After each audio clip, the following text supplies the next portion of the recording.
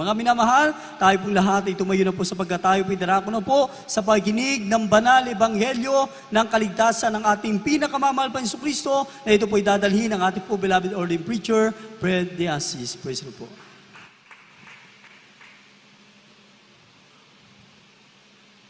God bless you, beloved preacher, Bert Arevalo.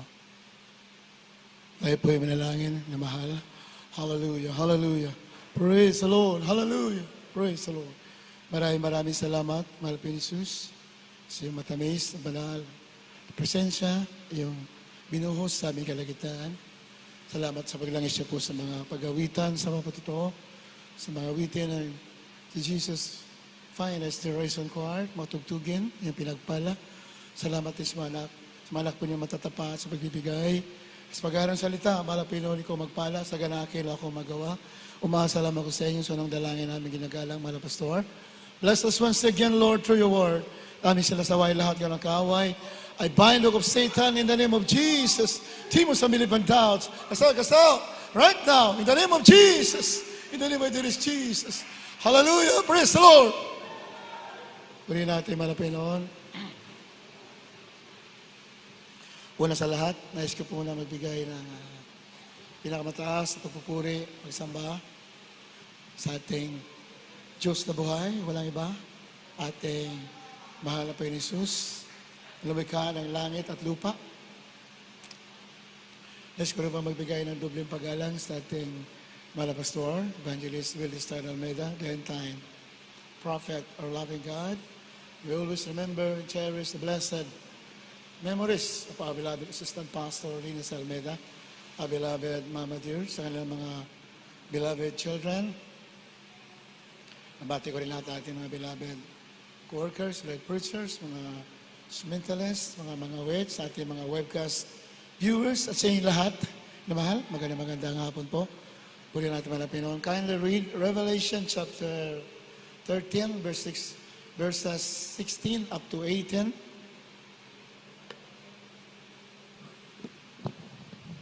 Dito po sa Apokalipsis, Kapitulo po 13, ang talata po ay 16 hanggang 18, minamahal na sulat ng ganito.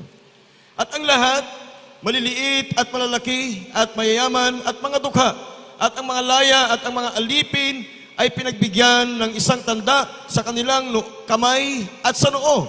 At nang wag makabili at makapagbili ang sinuman, kundi siyang mayroong tanda sa makatuwid ay ang pangalan ng hayop o bilang ng kanyang pangalan. Dito'y may karunungan. Ang may pagkaunawa ay bilangin ang bilang ng hayop, sapagkat siyang bilang ng isang tao at ang kanyang bilang ay 666.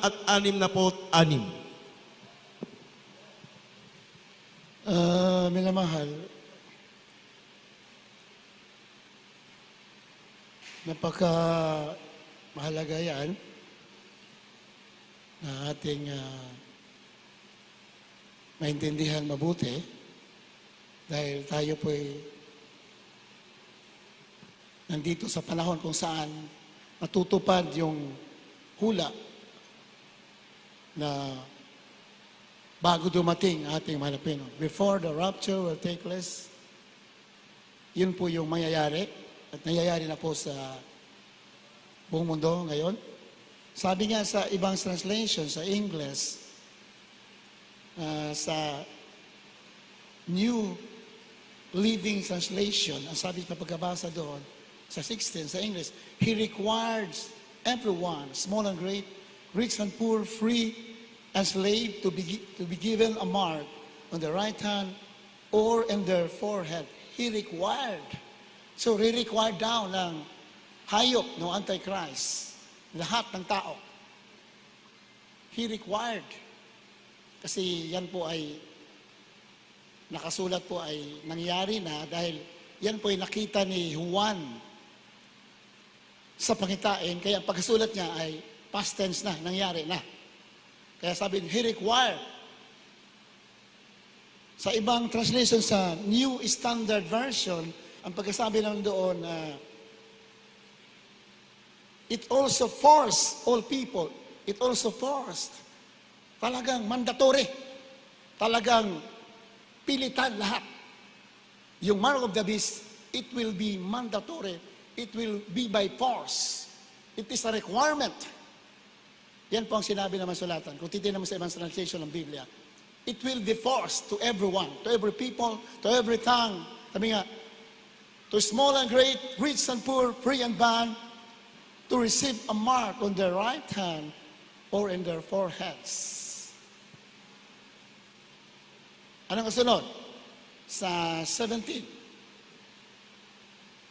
And that no man might buy or sell save he that had the mark or the name of the name or the name of the beast. Yung marka po, that is the name of the beast or the number of his name. Yung mark ng beast o yung pangalan ng beast o yung number, ay isa lang po yan. Minamahal. Kaya nga, ang gagawin po dyan in the end times, it will be forced to everyone. Yan po'y gagawing mandatory. Take note sa salitang mandatory, minamahal. Small and great, mayaman, dukha, maliliit na tao, mga kilala, ay pipilitin lahat. Yan po sinasabi ng banal kasulatan. So, ano ba ibig sabihin ng mark? Para maliwanan natin, para maintindihan natin mabuti, yung mark of the beast, kailangan basahin natin lahat sa bansulatan para maunawaan natin. Kasi sabi ng Biblia, my people are destroyed for lack of knowledge. Marami raw mapapahamak dahil sa kulang sa kaalaman. So, our duty is to know the truth. Sabi ng Biblia, and you shall know the truth, and the truth shall make you free. Amen? Kailangan malaman natin ang katotohanan. Because Satan is the deceiver. He is the master of deceit. Siya'y manlilinlang. Kaya, ang ating katungkulan, alamin mo lahat ng kanyang mga pakana. Kasi, it is between heaven and hell. Amen? Pag pinag-usapan dito, hindi lang mga material na bagay. Langit at impyerno nakasalalay dito. So, you have to know. Every tongue, every people, every nation must know what is happening in the world today. It is heaven and earth. Heaven and hell is at stake here. Kaya hindi tayo pwede maging mangmang. Kailangan alam natin ano ang katotohanan. Para maligtas ka, pati mga kaibigan mo, mga kamag-anak mo, kababayan mo. Huwag ka makontento, ikaw lang ang ligtas. Dapat sabihin mo sa lahat para marami ang mamamana ng buhay na walang hanggan.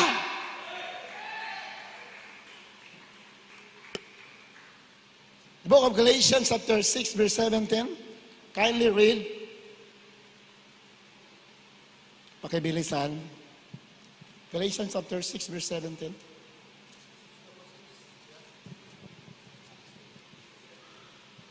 Dito po sa aklat ng Apokalipsis, Kabanata 6, talatang 17, sapagkat dumating na ang dakilang araw ng kanilang kagalitan at sino ang makatatayo.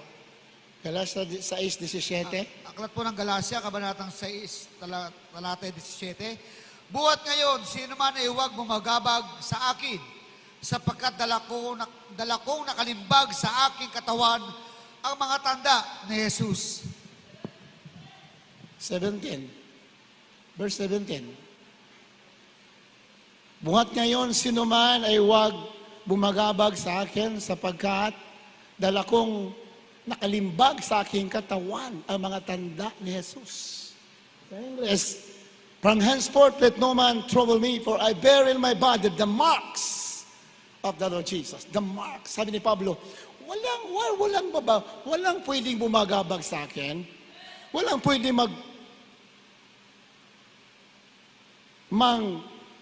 mang-istorbo sa akin sapagkat dala ko sa katawan ko ang tatak ni Jesus Christ. I bear in my body the marks. So what are the marks that Paul is talking to? It's talking about ano yung mga marka ni Jesus Christ na nasa kanya raw katawan. Nakikita ba yan?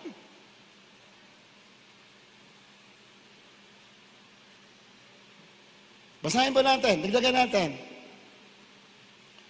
2 Corinthians chapter 1 verse 5, tapos 2 Corinthians chapter 4 verse 10. Amen. Dito po sa ikalawang sulat ni Apostol Pablo sa mga taga-Korinto, Kapitulo 1, may talatang 5.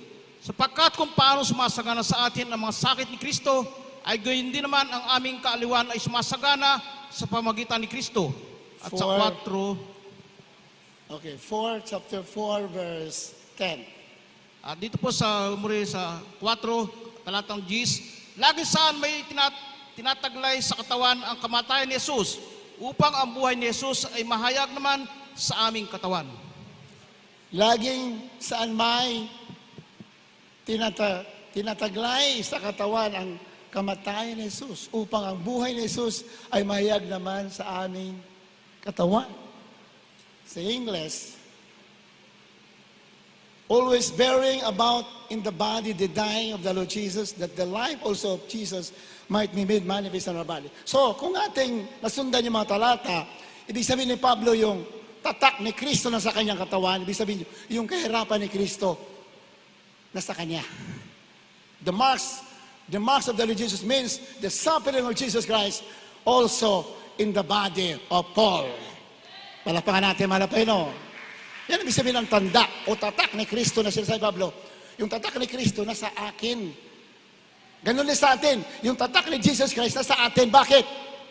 Dumadaan din tayo ng mga sufferings. Amen? Pag sinunod natin ang utos ng ating malapinon, nabuhay tayo ayon sa buhay ng ating malapin Jesus, we have the marks of Jesus Christ. Nasa atin yung tanda ng ating malapinon. Palapakan natin malapinon. Amen? So, yan po yung mga paliwanag patungkol sa tatak. So that we can understand what is the mark of the beast. Sa ating katawan, may marka tayo, pero hindi nakikita yung marka natin. When we are suffering for our Lord Jesus Christ because we follow His will, we have the mark of the Lord, our Lord Jesus Christ. Lagi natin sinasabi, who you worship is who you follow. Who you follow is who you worship. Kung sino ang sinusunod mo, yan ang pinaglilingkuran mo at yan ang sinasamba mo. At kung sino ang sinasamba mo, yan ang sinusunod mo. Kaya, maingat tayo, minamahal. Maingat tayo. Dapat maingat tayo. Huwag kang sunod ng sunod nang hindi mo naintindihan. Dahil baka sinusunod natin, hindi na ang ating malapinon. Because the system of the world is under the authority of Satan. Malinaw sa Biblia. Ang sistema ng mundo nasa ilalim ng kaparian ng Satanas. So, do not follow the system of the world. Amen? Malinaw yan. Kaya nga sinasabi ng Biblia, huwag mo ibigin ang mundo na ito. Do not love the world, neither the things that are in the world. Huwag mo ibigin ng sanlibutan ang mga bagay na nandito. Bakit ayaw ipaibig ng malapino ng sanlibutan? Kasi yung mga bagay dito is under the influence of Satan. Malinaw yan. Diba? Sabi ni Pablo, magkaroon lang kayo ng pagkain, damit, food and raiment. You have to be content with that. May pagkain ka lang daw at damit, makontento ka na. Hindi ako may sabi. Bakit? Ang sanlibutan na ito ay under the authority of Satan. Pero hindi masama kung pagpapalain ka ng Diyos. Marami pinagpala. Palapakan natin mga Panginoon. Amen? Huwag mo lang ibigin yung mga bagay dito. Ang ibigin mo ang ating mahal na Panginoon Jesus. Hallelujah! The book of Ephesians, or dito mo lang, Revelation chapter 7 verse 3. Pakibasa.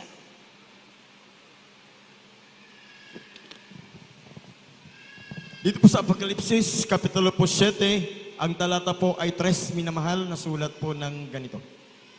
Na nagsasabi, huwag ninyong ipahamak ang lupa, kahit ang dagat, kahit ang mga punong kahoy, hanggang sa aming matatakan ang kanilang mga noo at mga alipin ng ating Diyos. Ayan.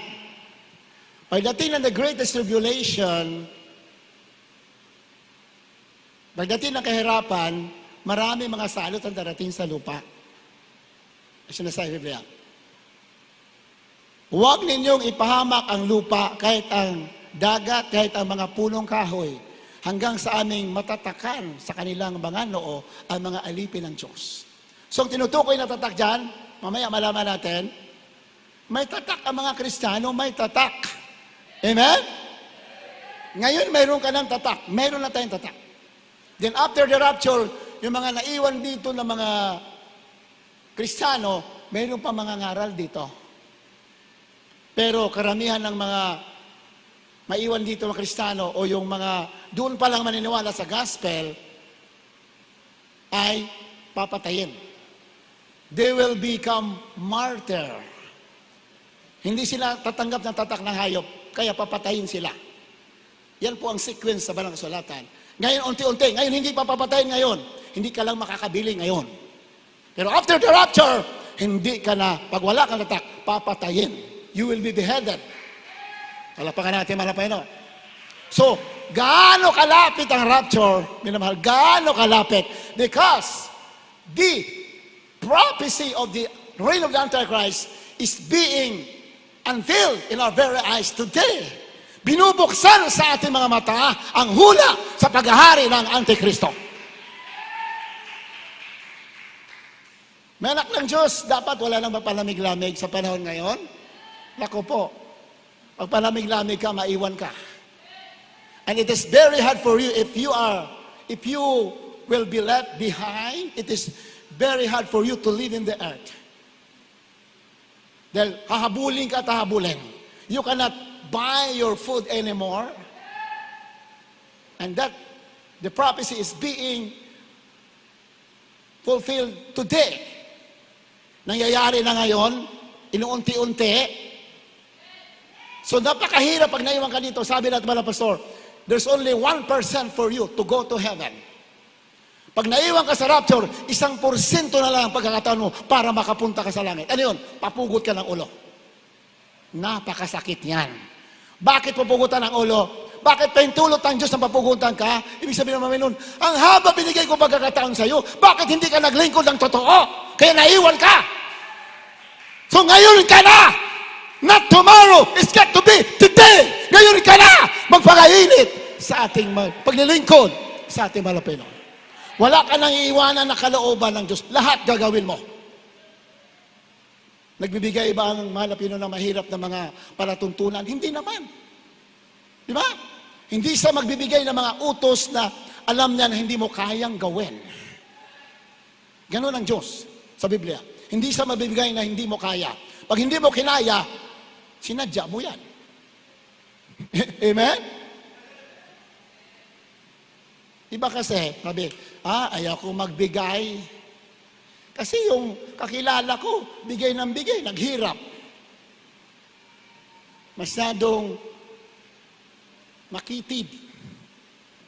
Sorry sa salitang makitid, Dalawa kasi yung, meron kasi salitang, yung committed, dalawa yung committed Pag committed na English, maganda yan. Committed ka, English, maganda. Pero pag tinagalog mo yung committed, ang sama ng kahulugan. Kaya mamili ka, saan ka? English na committed o Tagalog na committed? Doon tayo sa English na committed. Ibig sabihin, binigay mo lahat. Wala kang tinanggihan. Lahat, sinunod mo ang kalooban ng Panginoon. Pero pag Tagalog na committed, ayan. Nakatingin lang tayo sa mga nangyayari. Hindi natin sinabuhay ang salita ng Diyos. Kasi iba kasi, nakatingin sa pagpapala sa material lang. Akala nila pagpapala, it's all about money. Blessing is not all about money. Sa Biblia, pag sinabing blessing, it talks about more on the fruit of the Holy Spirit. Amen? Pag sinabing blessing sa Biblia, patungkol sa bunga ng Espiritu Santo, maligaya, may panampalataya, magalak ka, mayroon kang kapayapaan, mayroon kang pag-ibig. Yan ang sinasabi ng Biblia na abunda na pagpapala. Marami kang Kristiyano pag sinabing pagpapala, nakatingin lang sila sa pera. Pag sinabi sa Biblia, abundant blessing, it is more about the spiritual things. Mga bagay na spiritual na pinag-uusapan. Ang sabi ng Biblia, pag inuna mo ang aking kaharian, aking katuwiran, lahat ng mga bagay na ito, idaragdag sa iyo. Di ba? Lahat ng mga bagay na ito, anong tinutukoy ng mga bagay na ito? Bahay, lupa, material, lahat. Ano sabi ng Biblia? The love of money is the root of all evil.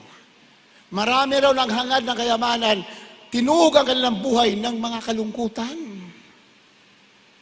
Hindi masama kung may pagpapala ka, pero pag hinangad mo yan, higit sa kalooban ng Diyos,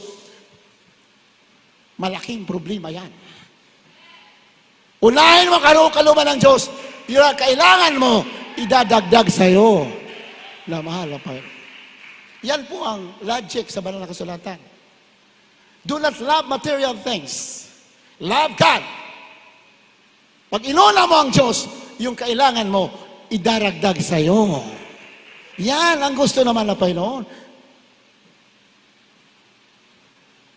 Bago natin ituloy yan, dito pa sa Luke chapter 16 verse 11. Pakibasa.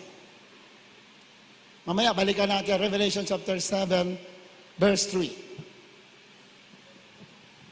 16 verse 11, Lucas. Dito po sa Ebanghelyo ayon kay San Lucas Kapitulo 16, may talatang 11. Kung kayo nga'y di naging mapagtapat sa masamang kayamanan, sino nga ang makapagtitiwala sa inyo sa mga tunay na kayamanan?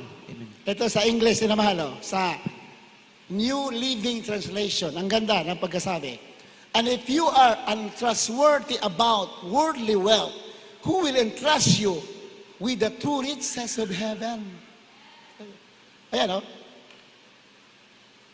Kung hindi ka raw tapat sa mga kayamanan sa lupa, sino ang magtitiwala sa iyo ng tunay na kayamanan? Saan? Sa langit, ang ibig sabihin. Ang tunay na kayamanan, wala dito. Yung material, kayamanan yan, pero hindi tunay yan. Ang tunay, yung nasa heaven. Amen? Praise the Lord. Ito sa King James Version, sabi yan, if therefore you have not been faithful in the unrighteous mammon. Pag sinabing unrighteous mammon, tinutukoy dyan, pera. Ang sama ng tingin sa Biblia ng pera, unrighteous mammon. Likong kayamanan. Di ba? Huwag mo talaga ibigay yung pera. Sa Biblia, ang tingin na malapit doon, unrighteous. Hindi matuwid na pera. Kasi maraming nagkakamal ng pera, pero galing sa marumi.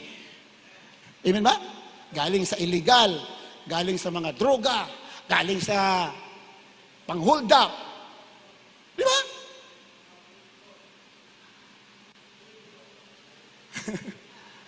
Galing sa waiting. Galing sa panlalamang. Di ba? Ang kaya tawag sa Biblia, unrighteous.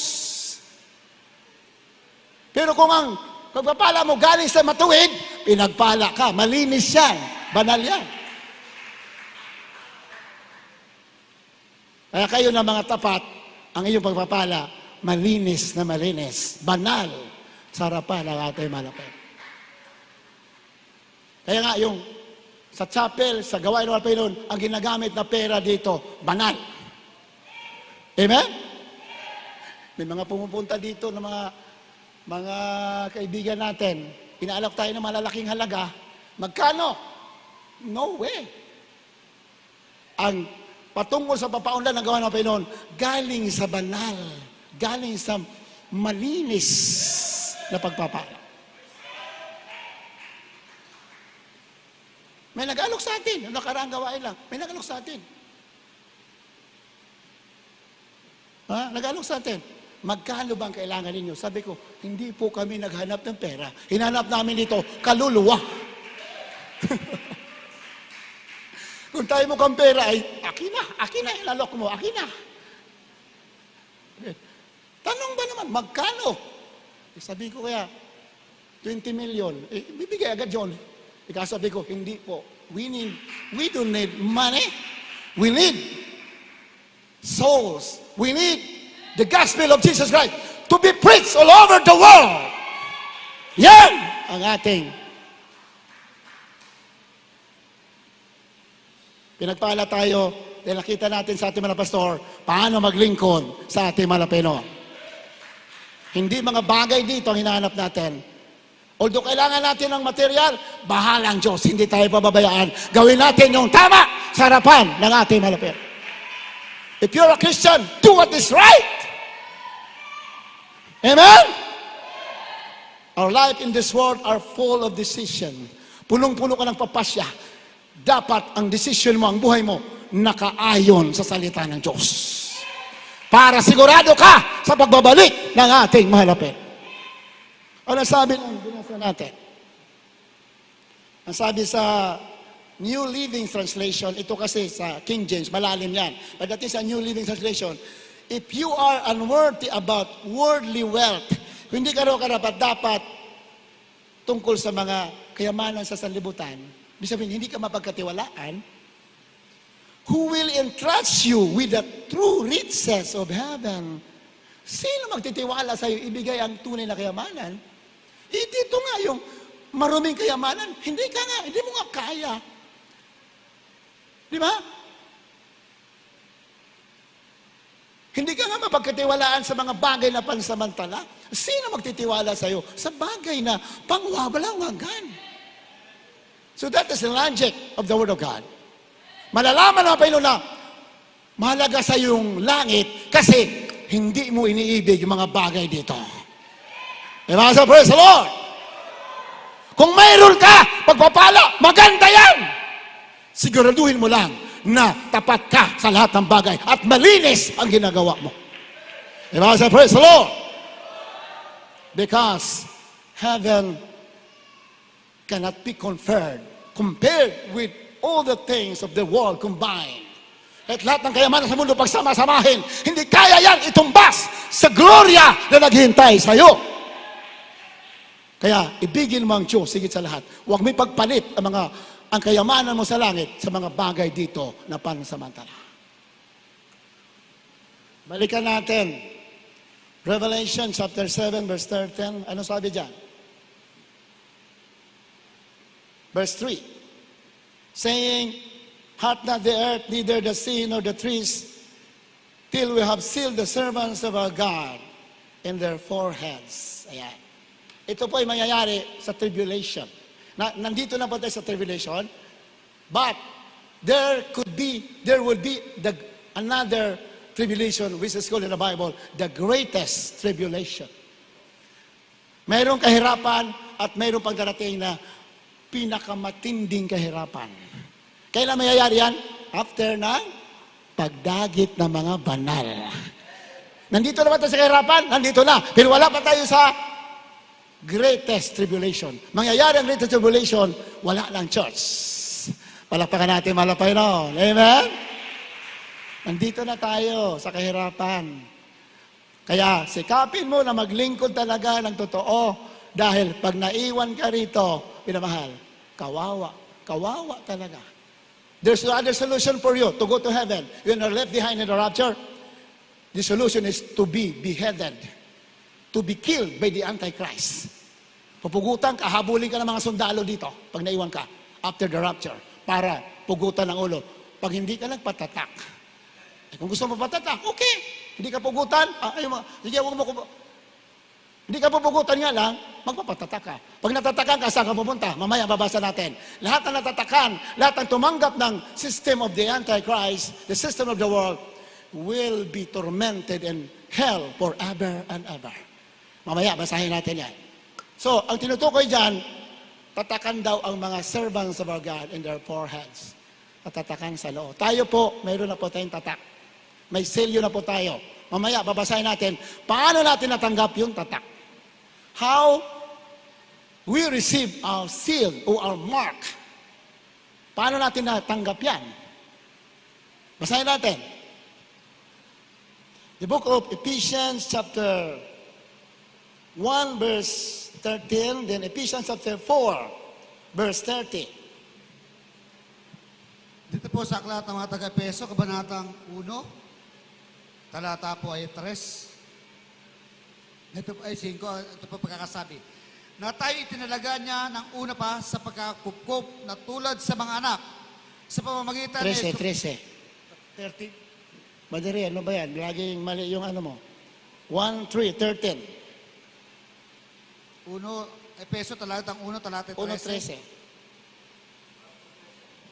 4:13, ganito pa pagkakasabi. Taga-Efeso 4:13. Hanggang sa abutin natin lahat ang pagkakaisa sa pananampalataya at ang pagkakakilala sa anak ng Diyos hanggang sa lubos sa paglaki ng tao hanggang sa sukat ng pangangatawan ng kapuspusan ni Kristo. Ako na lang. Mali na naman. Sa 13, ano sabi dyan? In whom ye also trusted, after that ye heard the word of truth. Ayan, no?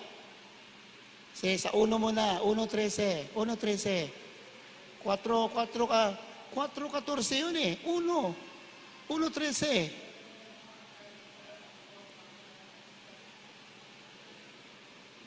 Yan, sa monitor. Sabi ko sa inyo, lagyan ng speaker dyan yung mukha ng mga sa computer para hindi nagkakamali. Basilan dito, minamahal. Kailangan mabilis ang utak natin dito. Hindi pwede pamali-mali tayo. Dahil Word of God ang pinag-aaralan natin. Minamahal. Praise the Lord. Nasa inyo, nasa Kanya, kayo rin naman, pagkarinig ng aral ng katotohanan, ng ebanghelyo ng inyong kaligtasan, nasa Kanya rin naman, mula nang kayo'y magsisampalataya, ay kayo'y tinatakan ng Espiritu Santo na ipinangako. Palakpakan natin, malapay no. Amen? Kindly, pakiayos yung monitor natin. Mali-mali. Ang lakas ng sound natin, dapat naririnig nyo yung mga nag-aayos din ng mga verses. After na tayo ay nakarinig ng aral ng katotohanan ng Ebanghelyo, nung nakarinig tayo at tayo naniwala, anong sabi ng Biblia? Tayo'y tinatakan ng banal na Espiritu. Palakpakan natin, malapay no. Amen? So, nasagot ang tanong kanina, paano tayo tinatakan ng banal na Espiritu? Paano tayo nagkaroon ng Holy Spirit? Dahil sabi kanina sa Revelation 7, huwag mo munang ibaba ang mga salot hanggat hindi pa natatatakan yung mga alipin mo sa kanilang noo. Ang tinatawag na noo ay natawag na tatak, the seal or the mark of the Holy Spirit. Amen? Ang tinutukoy dyan, yung mga naiwan sa rapture, hindi nakasama sa rapture. Kasi may mga ngaral pa dito. Hindi natin isa-isahin yan, mahaba yan. Sa Friday tuloy natin. May mga ngaral dito after the rapture. Mga Hudyo lahat yan. Ang mga ngaral dito. Kasi ang mga Hudyo, hindi naniwala sa ating mahal na Pinoon na siyang Misaya. Kaya maiwan sila sa rapture. Doon pa lang sila maniniwala. Nang kanilang pinaniwalaan, Antichrist pala, nadaya sila. Doon pa sila mamumulat. Amen? Doon pa sila ma-open ang kanilang mind na yung kanilang pinaniwalaan, demonyo pala ito. Akala namin ito ang Misaya. Kasi ang Antikristo, magkukunwaring Misaya, magkukunwaring tagapagligtas. Ako ang solusyon sa problema sa mundo. Niwala naman sila. Yung pala, demonyo pala yun. Iba ng huli, mamumulat sila.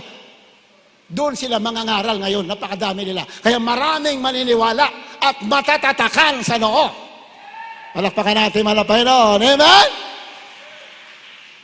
Pero, halos lahat sila ay pupugutan ng ulo. Halos lahat ng believer after the rapture ay pupunta sa langit, pero wala lang ulo. Nung nga napalating sa langit, buo pa rin ang katawan, may ulo pa rin. Papugutan sila ito pag namatay, pero pagdating sa langit, buo pa rin, may ulo pa rin. Palakpakan natin, malapay noon. Hallelujah! Kaya yun ang sinabi. In whom also after that you believe, you were sealed with the Holy Spirit of promise. Pag naniwala ka sa gospel, kailan tayo nakatanggap ng tatak? Nung na tayo naniwala sa Ebanghelyo. Nagbabautismo tayo sa pangalan ni Jesus, sa pangalan ng mga pastor, tinatakan na tayo ng banal na Espiritu na ating malapit. Nakikita ba yung tatak ninyo? Nakikita ba? Oh, uuraw, nakikita? Hindi nakikita. Kayo talaga. Nakikita ba yung tatak ng Holy Spirit sa ano ninyo? Nakikita ba? Tingnan nyo ako, may nakikita ka ba yung tatak dito? Yung galit sa akin, ang tingin na tatak ko dito, 666 eh. Yung galit. Lagi ako pinapagalitan niya, lagi nire-rebuke niya, hindi na ako tapat. Ang tingin sa tatak ko, 666. Ikaw lang, akala mo lang yun, pero ang tatak ko dito, God's number. Tatak ng Banal Espiritu.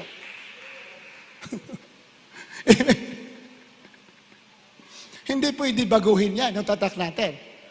Pag tinatakan ka, yan na yan. Yan na ang selyo mo para pupunta ka sa piling ng ating malapit. Huwag mong alisin yung tatak mo. Amen? Naalis ba yung tatak? Naalis ba? Sa Friday, malalaman ninyo. Pag absent kayo sa Friday, matulog kayo, hindi nyo malalaman. Kaya sa Friday, huwag kayo absent. Ang tanong, naalis ba yung tatak? Malalaman sa Friday kung naalis. Ang delikado yan. Eh, paano kung naalis? Hindi natin tatalakayin. At tatalakayin natin ngayon, paano tayo nakatanggap ng tatak?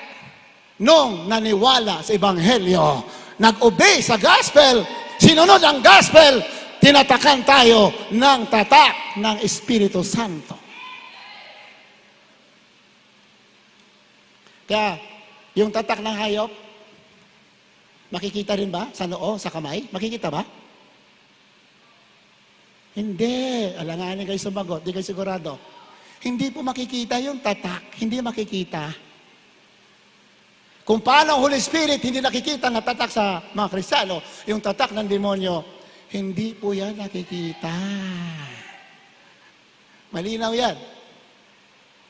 Pag sinabing mark of the beast in the forehead, on the right hand, pag sinabi sa ulo, has something to do with what you have believed. Kasi tayo tinatakan nung tayo nanampalataya sa gospel. Pag nanampalataya ka sa system ng Antichrist, sa kanilang sistema, may tatak ka din. Yung nga lang, ibang tatak ng hayop. Kaya lahat naniwala, lahat ng sumunod, hindi ka na makabili, hindi ka na makapagtrabaho, tanggal ka na sa office, tanggapin mo lang ito, okay ka na. Pag naniwala ka dyan, you have the mark of the Antichrist. Hindi ako may sabi. Kung basahin mo Biblia, kung ano pinanawalaan mo, yun ang mapupunta sa iyo. Kaya do not believe. Pinagpala kayo dahil alam niyo ang katotohanan, pinangaraw na pastor. Mga kapatiran natin, di ba ang ganda ng patutukan din natin kapatid? Pinipilit siya magpaganito, ganito. Pag hindi ka magkaganito, tanggal ka. Nanalangin siya. Ganun gagawin natin. Pag may problema ka, tumawag ka sa Diyos, siyang bahala sa iyo. Huwag kang sunod ng sunod. Susunod kayo, ipapahamak ka naman. Di ba? Kaya, kung hindi ka sigurado, pray to the Lord. Sabi ng Biblia, do not lean, trust in the Lord with your own understanding.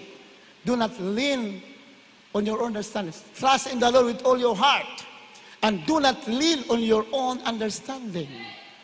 In every way, acknowledge Him, and He shall direct your paths. Sa bawat gagawin mo, humingi ka ng gabay para gagabayan ka. Amen?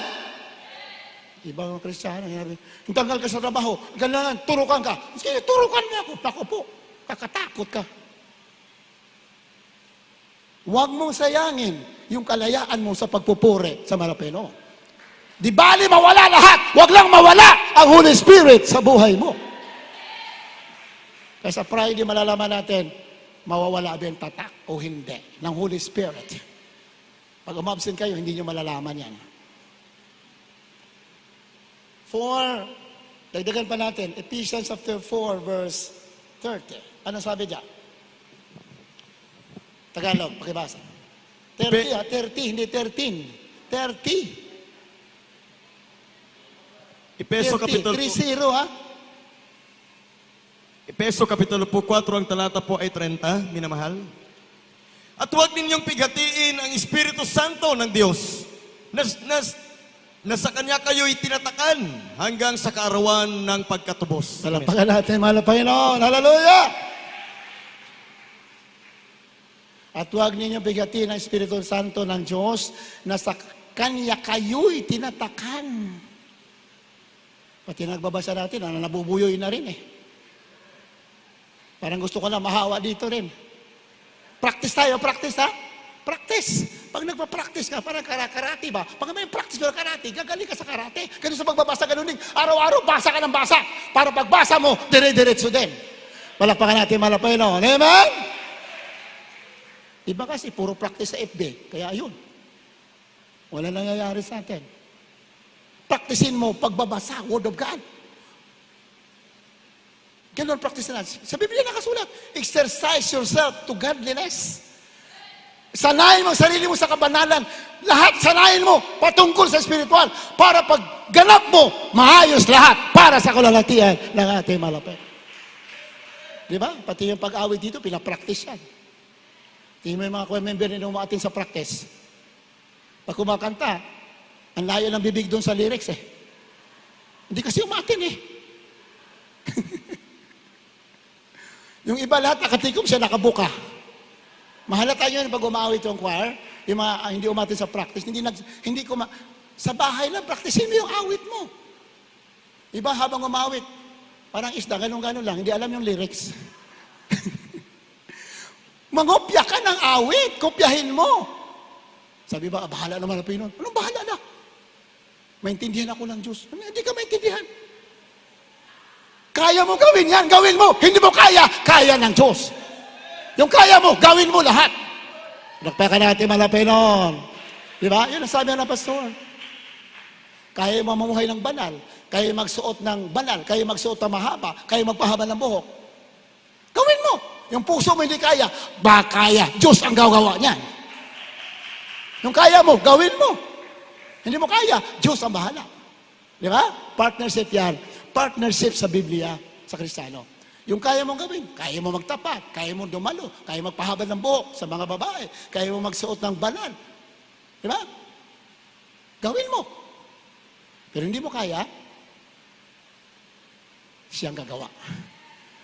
Malapakan natin, malapay noon. Hallelujah! O, 30, ano sabi dyan?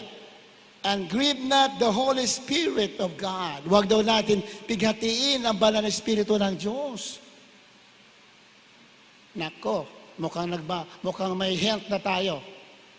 Yung tatak ba ng Holy Spirit tatanggal o hindi? Ayan na Huwag niyo pighatiin ang Espiritu Santo. Pag napighati ang Espiritu Santo, anong gagawin? Lumalayas. Umaalis ang banal na Espiritu pag napipighati. Pag umalis, saan napunta yung tatak? Malaman natin sa Friday. Malaman natin. Pag umalis ang Spirit, saan napunta yung tatak? Iba sa iba, hindi, napunta yata sa likod ng aking, wala dito, naka sa likod. Akala mo lang yon. Diba? Baka napunta sa bunbunan. Hindi po. Kaya nga malalaman natin, huwag ninyo pighatiin ang Espiritu ng Diyos. Pighatiin ang Espiritu ng Diyos na sa Kanya kayo'y tinatakan hanggang sa arawan ng pagkatubos. Anong arawan ng pagkatubos? Rapture. That is the final redemption that the Word of God is speaking about. The final redemption is the rapture of the church. Pagdakit ng mga banal, that is our final redemption. Palakpakan natin mga Panginoon. Amen? Our first redemption when our Lord Jesus Christ died at the cross of Calvary. Di ba? Nung siya namatay, we are redeemed. Tayo tinubos. Sa ngayon, we are under redemption. Our Lord Jesus is redeeming us today. Habang nalilingkod ka, you are redeemed. Then, pag rapture, that is your final redemption. Wala na. Hindi ka na makakagawa ng mali. Wala nang karamdaman, wala nang kamatayan, wala problema. Dahil nilagyan na ng katapusan. We are finally redeemed. Yung buong body, soul, and spirit ay pinalitan na. Binago natin katawan. Pinalitan na ng katawang walang pagkasira. So that is our final redemption. Sabi dyan, huwag mong paghatiin ang banal na espiritu ng Diyos na kung saan tinatakang ka hanggang sa araw ng pagkatubos. Matagal na tinubos. 2,000 taon na kalipas, tinubos tayo ng Malapino. But, the final redemption, tinutukoy dyan na sa araw ng pagkatubos, yung pagdagit ng mga banal. Kaya, alam nyo, napakalaga because mula ngayon o panahon, lilipas ng ilang panahon mula ngayon, everything will become mandatory. Hindi po magkakamali ang Word of God. Ilang panahon mula ngayon, lahat ng bagay ay pilitan. Pag hindi ka susunod, lugi ka. Lugi ka sa mundo, pero sa Diyos, tagumpay ka. Hallelujah! Amen? Darating araw, may tatawag na Sunday Law. Sunday Law. Sunday. Nakaprograma yan ng Antichrist. Sunday Law. Hindi ka na pwede sumamba unless you are a part of that religion. Darating yan. Anytime now. Ilang panahon mula ngayon, ilang months mula ngayon. May tatawag na Sunday Law. Natawag dyan, one world religion. If you are not part of that religion, you cannot worship the Lord anymore. Huhulihin ka, kakasuhan ka, pag sumamba ka, apart from that religion. Ang tawag dyan, Sunday Law. It will be implemented mga ilang buwan mula ngayon. Kaya manalangin tayo ng gusto na ipag-pray natin mga pastor na kumari, huwag muna maganap yan. Pwede yan. Only the man of God can do that. Mag-pray natin. Pero pag sinabi ng pastor, pagod na ako, kailangan bumalik ng Malapinon. Sigurado yan, rapture na. Palakpakan natin Malapinon. Amen? Malinaw sa Biblia. Pag ang man of God, anong sinabi? Iyan ang mayayad. Pag sinabi ng man of God, hindi mo na matutuloy yan. Everything will be stopped. Tigil lahat yan. Maligaya pa yun. Marami pa tayong gagawin. Maghahayo pa tayo. Magkrusada pa tayo. Pwede yan mangyari. Pero pag sinabi ng mga pastor, it's okay. Marami na tayong sakripisyo. Lahat na nangaral natin sa buong mundo. Kailangan maganap na lahat. Then the rapture will take place. And the Antichrist will reign. Kaya naman, kailangan magpakasiguro ka. Huwag kang magpalamig-lamig. Huwag kang palamig-lamig. We are in the very critical situation. Kailangan lagi kang mainit naglilingkod. Kaya alam dahilan bakit ni Kristiyano nalamig? Alam na dahilan? Sa Friday, malalaman nyo rin. Bakit ang Kristiyano lamig? Malalaman nyo. What are the reasons why the Christians are becoming lukewarm in serving the Lord? May mga reasons yan. Kaya dapat alam mo yan. Revelation chapter 4:10 verse 9 up to 11, ito po yung consequences na tumanggap ng mark of the beast. Ang mark of the beast po, hindi po yan literal na itatatak sa noo sa kamay. No. It's a belief of the system. Yan po ay pagsunod at paniniwala sa sistema nila. Pag naniwala ka, you will be receiving the mark of the beast. Ha? Ganun yan. Kung paano ang Holy Spirit ay tinatak sa atin nung naniwala sa Ebanghelyo, ganun din, matatanggap ng tao ang marka ng hayop pag naniwala sila sa sinungaling at daya ng Antichrist. Pag naniwala ka, you will be part of the system of the Antichrist. Anong consequences pag natatakan ng tao? Revelation chapter 4:10. Verse 9 up to 11. Amen. Dito po sa aklat ng Apokalipsis, Kapitulo 14, may talatang 9 hanggang 11. At ang ibang anghel, ang pangatlo ay sumunod sa kanila, na nagsasabi ng malakas na tinig, kung ang sino man ay sumasamba sa hayop at sa kanyang larawan, ay tumatanggap at tanda sa kanyang noo o sa kanyang kamay, ay iinom din naman siya ng alak ng kagalitan ng Diyos, na nahahandang walang halo sa inuman ng kanyang kagalitan, at siyang pahirapan ng apoy at asupre sa harapan ng mga banal na anghel at sa harapan ng kordero. At ang usok ng hirap nila ay napaglinglangan magpakailanman, at sila'y walang kapigatian araw at gabi. Silang mga nagsisamba sa hayop at sa kanyang larawan, at sino mang tumatanggap ng tandaan ng kanilang pangalan. Malakpakan natin, malapino. Isa-isahin natin. Ayan, oh. At ang ibang anghel, ang pangatlo ay sumunod sa kanila na nagsasabi ng malakas na tinig. Kung ang sino man ay sumasamba sa hayop o sa kanyang larawan at tumanggap ng tanda sa kanilang noo o sa kanilang kamay, at ay iinom din naman siya ng alak ng kagalitan ng Diyos na nakahandang walang halo sa inuman ng kanyang kagalitan, at siya ay pahirapan ng apoy at asupre sa harapan ng mga banal na anghel at sa harapan ng kordero. 11. At ang usok ng hirap nila ay napailan lang magpakailan-kailanman.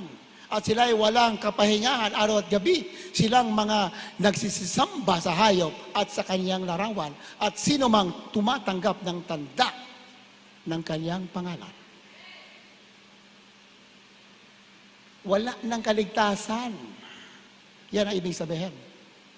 Ang sino mang maniwala at tumanggap, wala na raw kapahingahan doon sa karagat-dagatang apoy.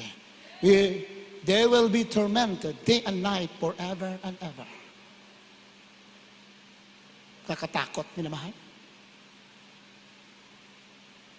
Nakakatakot. Kaya, wag talaga.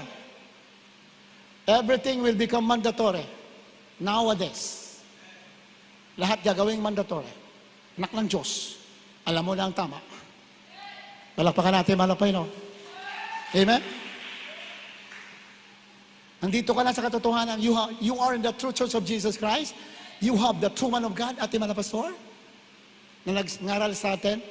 What we are preaching today are just a relay of what our beloved pastor has preached decades ago.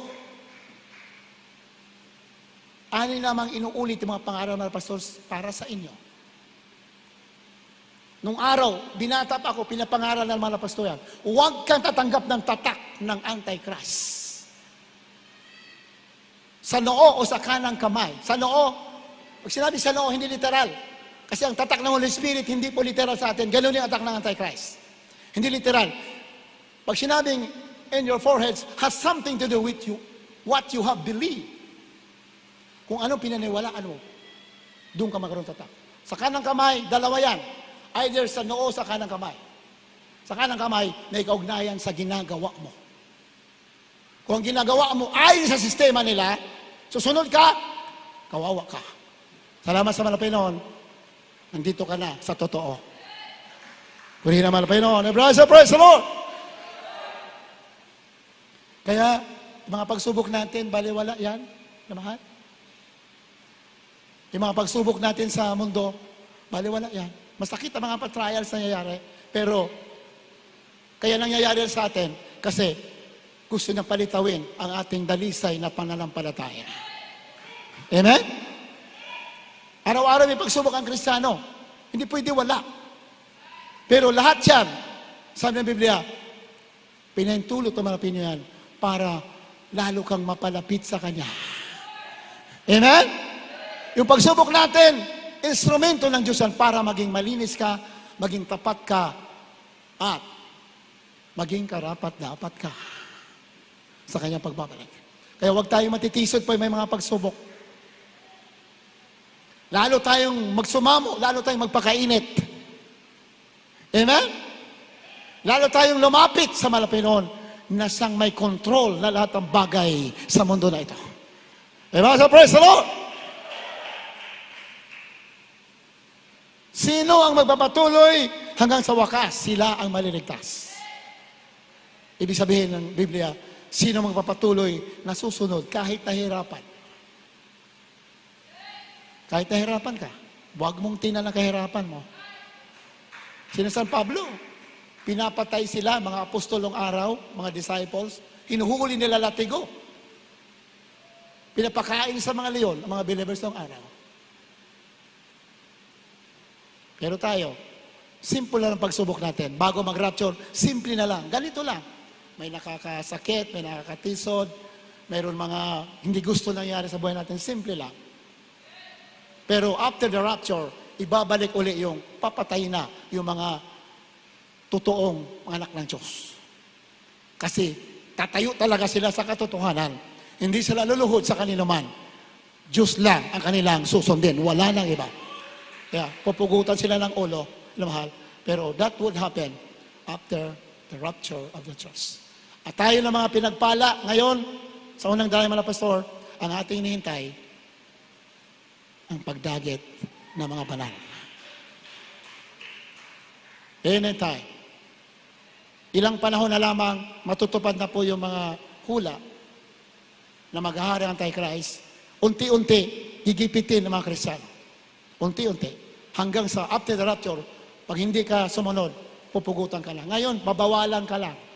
Bawal ka na kumain sa ganito, bawal ka na sa ganito, hindi ka na makapunta sa ganito. Unti-unti yan. Ano ibig sabihin yan? Malinaw that the rapture will take place anytime now. Di ba? Kaya makalungkutan natin, kalimutan natin. Baliwala yan. Pagsubok. Lahat tayo maraming pagsubok. Pero lahat yan ay pinintulot para tayo laling magsumamo sa malapit. Kasi pag nagsusumamo ka, laging malapit sa iyo ang presensya ng ating malapit. Di ba? Pag wala kang pagsubok, puro hayayang buhay mo, hindi ka iyak sa malapinon, hindi ka luluhod, hindi ka tatangis, hindi ka mag-ayuno, hindi ka magugulang oras. Pero pag may pagsubok, lagi ka nagugulang mahabang oras. Kaya laging malapit sa'yo malapinon. Kaya habang tayo mawit, puri naman malapinon. Hallelujah. Hindi po nagagalit ang Diyos sa atin. Mahal na mahal niya tayo, kaya nga tayo pinapalalahanan. Kasi ayaw niya na masayang ang iyong mga pinaghirapan. Ang iyong mahabang pagsubok na dinaanan, ayaw na masayang yan. Kaya, magpapaalala sa atin. Minsan mabigat na mga salita, mga pagsubok ang nadaanan natin. Dahil mahal tayo. Ayaw ng Malapino na tayo hindi makasama sa rapture. Kaya habang tayo mawit, pusong dalisan. Hallelujah.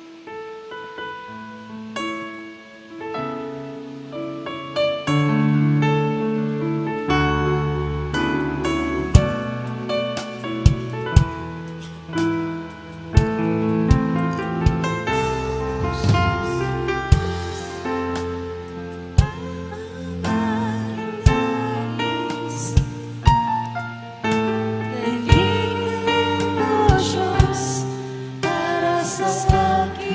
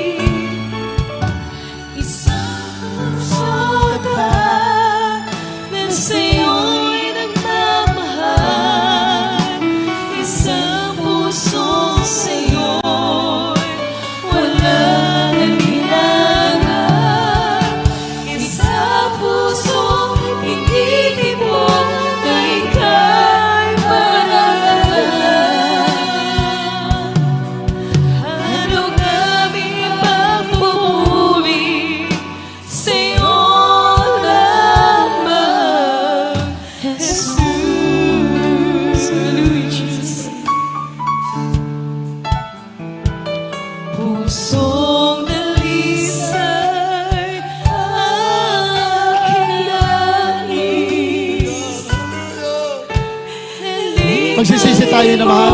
Habang tayo maawit. Gawin natin panalangin ang awitin ito. Hallelujah, hallelujah. Yes, Lord, yes, Lord.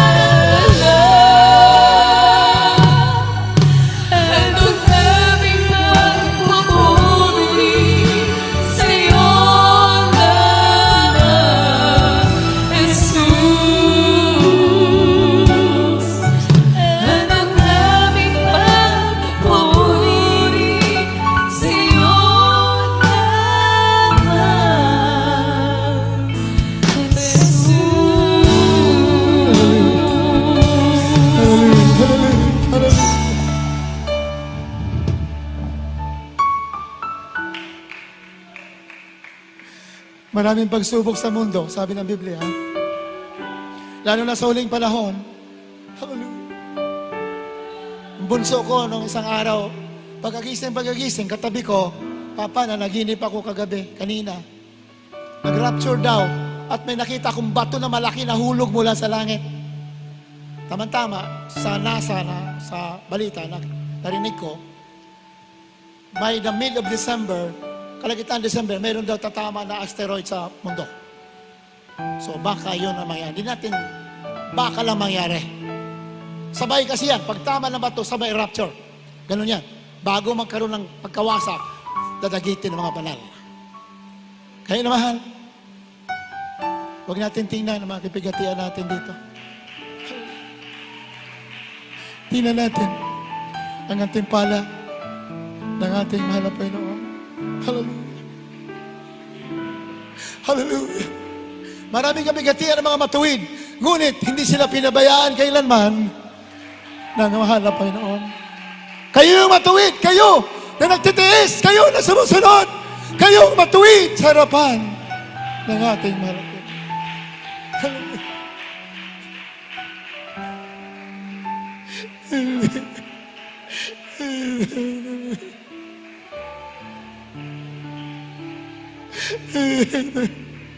Hallelujah. Glory to God, my Jesus. Hallelujah, praise the Lord. Hallelujah, praise the Lord. Hallelujah, praise the Lord.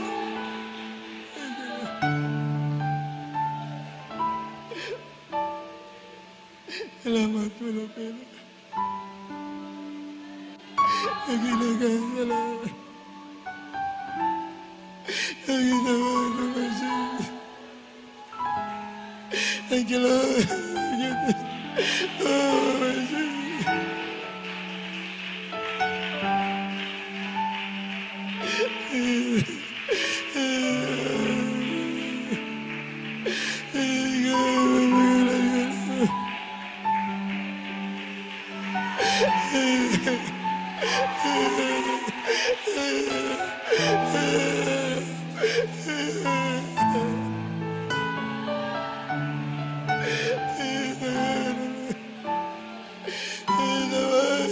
Jesus. Hallelujah, hallelujah, hallelujah.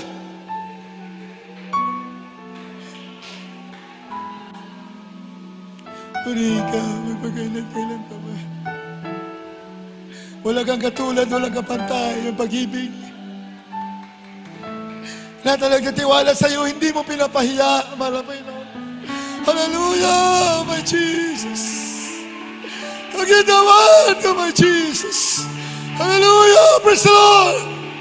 Thank you, my Jesus. Thank you.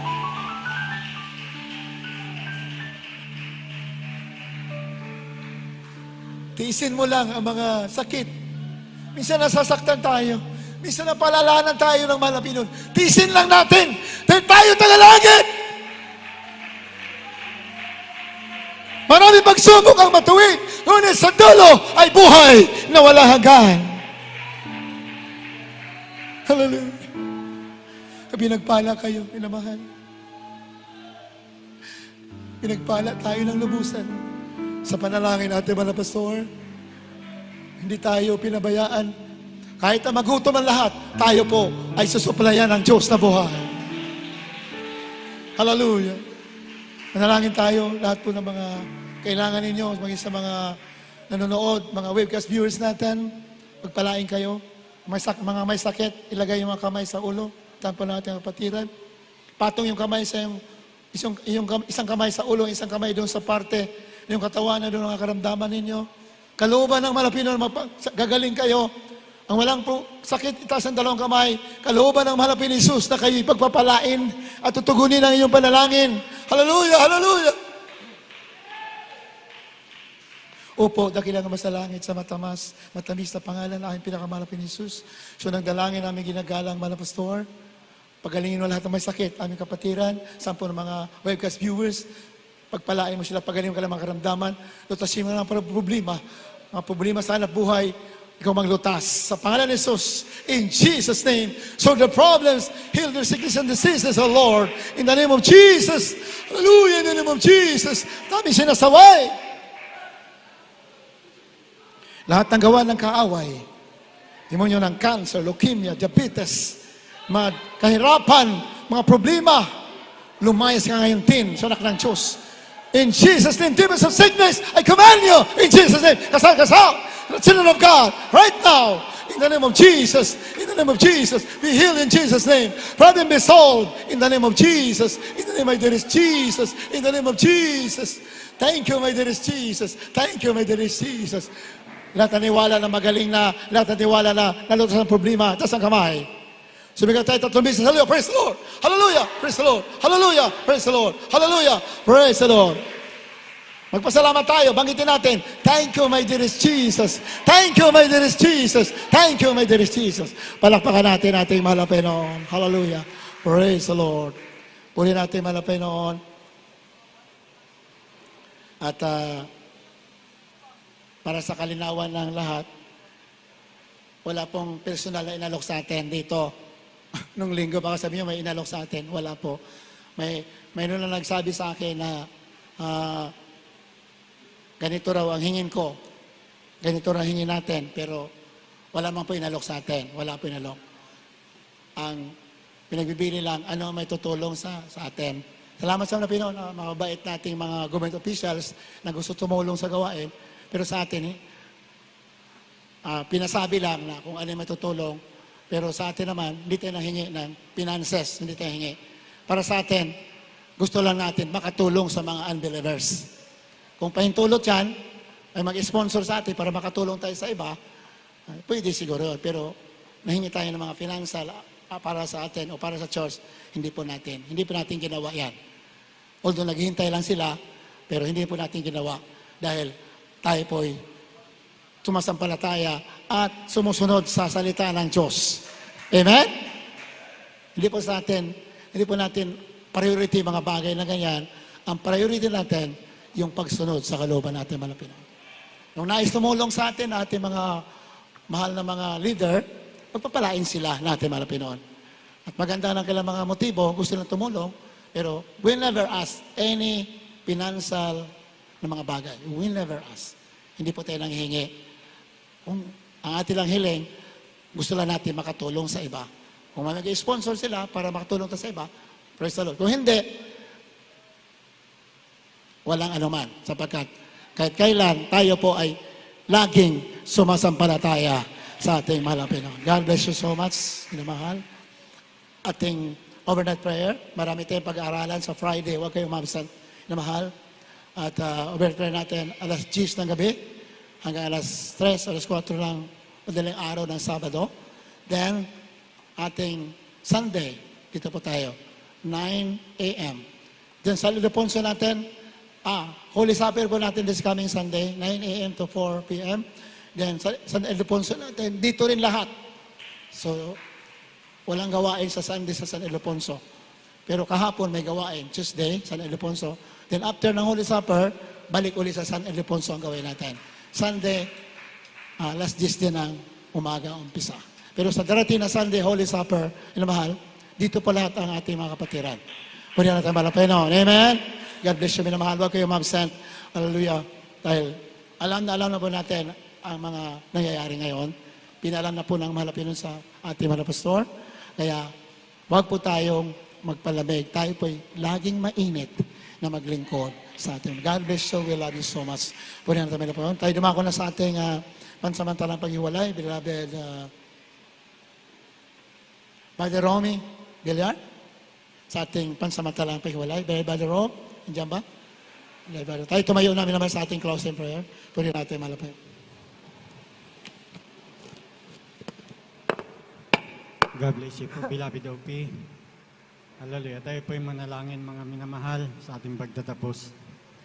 O po dakilang Diyos na makapangyarihan sa lahat. Malapay noon, basbasan mo po Diyos. Hallelujah.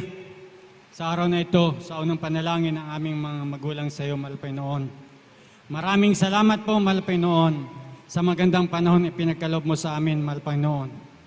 At nawa Diyos, panghawakan mo kami hanggang sa iyong pagbabalik. Malapay noon. Hallelujah. At maraming salamat din po, malapay noon, sa paglangis sa bawat yugto ng banalagawain sa Joyful Songs, Solemn Songs, malapay noon. Sa mga buhay na patotoo, hallelujah, at sa pagbibigay, malapay noon na siyang susi ng pagpapala. At sa pag-awit ng mga Jesus Finest Generation Choir, malapay noon. At yung pagkilos ng Banal Espiritu, malapay noon. Maraming salamat po, malapay noon, siyang kalakasan namin sa paglilingkod sa iyo, malapay noon. Hallelujah. At sa banal na salita na dinala ng aming mga ngaral, na ilawan ng aming mga pa, at liwanag sa aming landas. Hallelujah. At sa aming pag-uwi, malapay noon, balutin mo kami ng iyong kapangyarihan. Hallelujah! At parating malalhati sa aming kanya-kanyang tahanan.